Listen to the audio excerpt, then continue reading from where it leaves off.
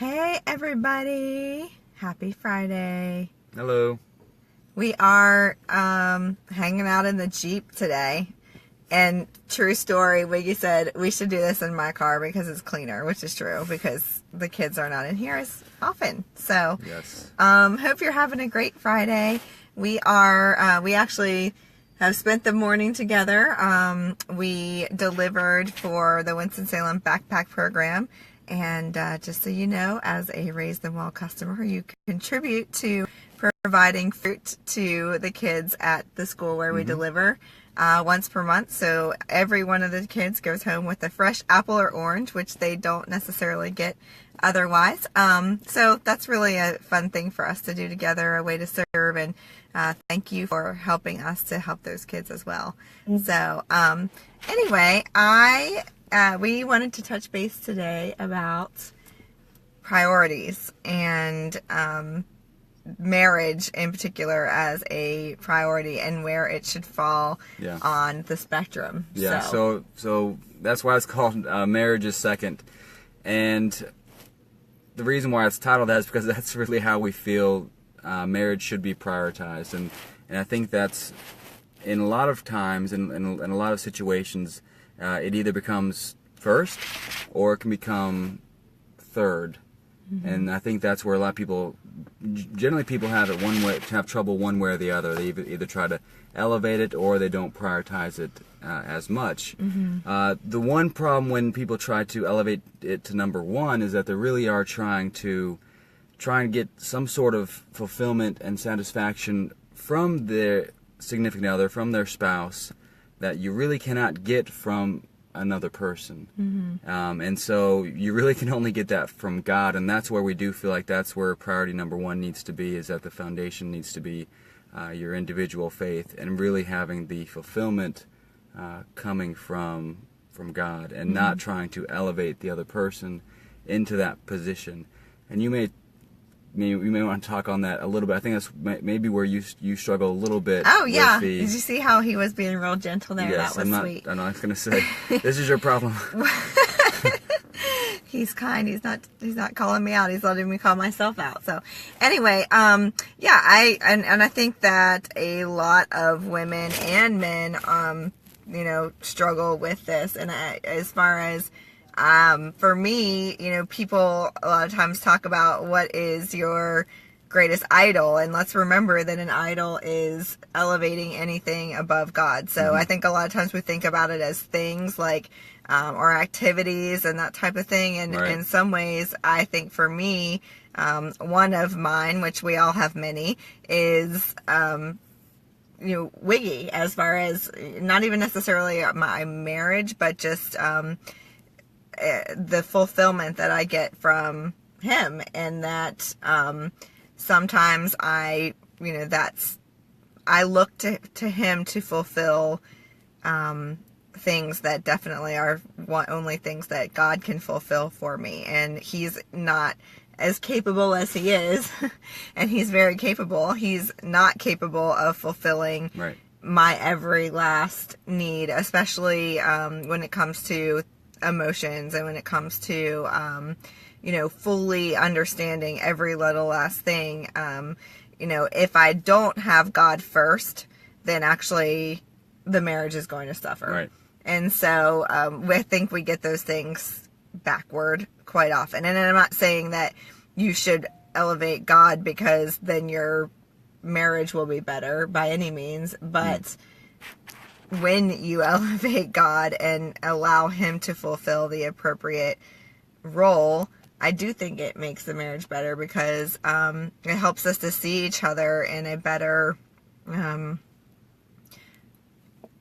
be able to see Wiggy as a flawed human being, I guess, versus expecting him to perfectly know everything and fulfill my every need all the time. And I mean, that makes me sound real high maintenance. I know I am high maintenance sometimes, but I don't think I'm that really insane. But I think we just always have to consistently check ourselves. And I think on the other hand, men sometimes do the same thing with women, but it's more about fulfilling physical needs. And I'm not just talking about sex here, which that does also play a role, but I'm talking about, that everything, our house should always be taken care of and so forth, and forgetting that, those things suck energy out too, and that,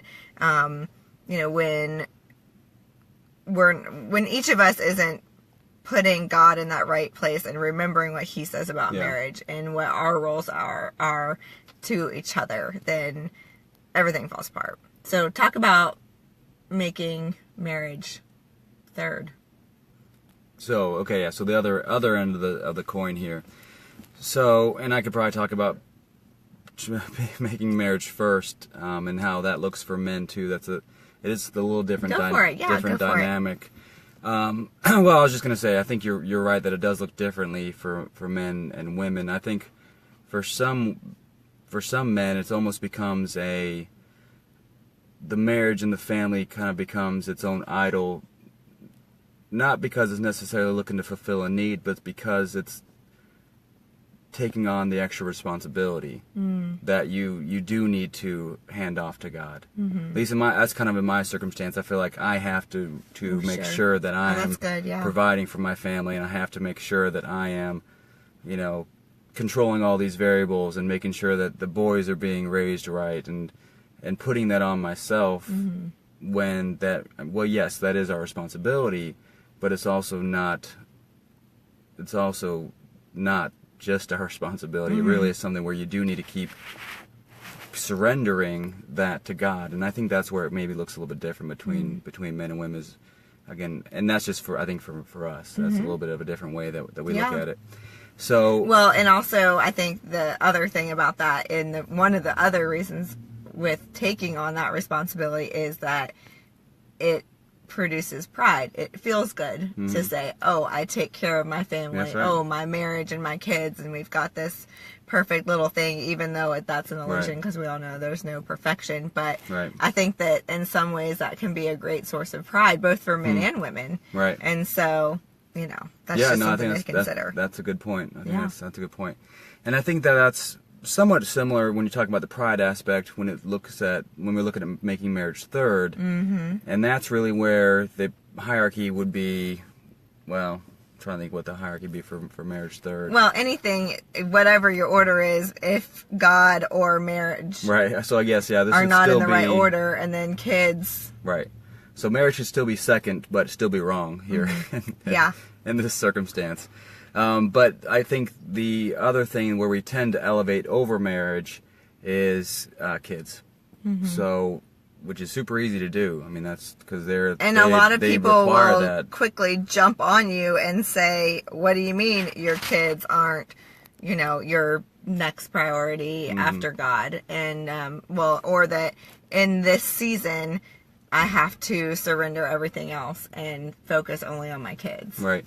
And I think and we understand that argument. Are we still? We are on. Yeah. Good? Sorry, my battery's low, so that's why we're probably going to have to cut off here pretty soon. Yeah. But I think that's where there's some really strong emotions behind that. And while yes, we do need to be taking care of our kids, absolutely. I mean, of course, that they are such a high priority for us. But I think the thing that gets a little bit twisted is that where yes, if you don't prioritize marriage above kids, then I actually think the parenting suffers. I think that's kind of where the distinction is. And so that's where I think for the way our priorities stand, and I think this is biblical where priorities should stand. I think God is first, marriage is second, kids are third. Again, because of that reason, because again, you have to have the strong foundation. Number one, yes, faith foundation. Number two, relationship between husband and wife, and then that trickles down into better parenting, better shepherding the children, better modeling what you should be doing. So I think that's where that priorities come, because I think if you flip that's where I think it's really hard to keep the marriage strong when you elevate the kids over. Yeah, I agree. And I mean, and on top of that, I think that unfortunately that's part of this generation of entitled children that we seem to be experiencing, that are now turning into adults, and hopefully, we're changing that. But if all they've ever seen or been modeled for them is that everything is Revolves around around them, me, basically, and yeah. everyone should just stop what they're doing, and mom and dad live solely for me, then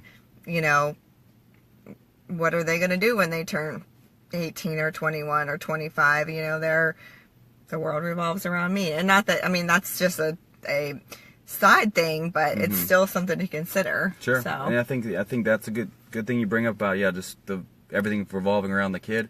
But I also think and this is things that I'm working on as far as making marriage above kids. I think it also relates to how do you interact with the kids and how do you help them interact with the other person, with the other spouse.